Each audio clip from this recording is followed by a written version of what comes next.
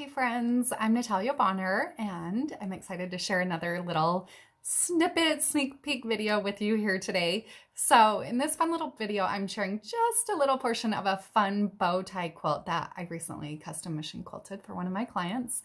And if you are following me over on Patreon, I do have a full video of this quilt over there where I go in depth, talk you through my thought process and all that fun stuff over there.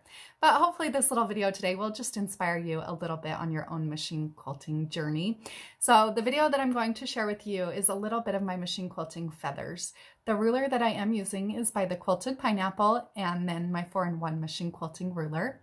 The threads that I'm using are So Fine by Superior Threads on the top and bottom line also by Superior Threads on the bobbin. I do have those threads available for purchase on my website, peaceandquilt.com. So I hope that through this little bit of feather work today, you are inspired in your own machine quilting journey, maybe inspired to try quilting feathers or, jump out of your comfort zone, do something that you're not generally used to doing. Have fun with your machine quilting. Also, if you are interested in checking out more feather work, make sure you check out my book, Visual Guide to Free Motion Quilting Feathers. I hope you're all having a great day and find a little bit of inspiration from this little video.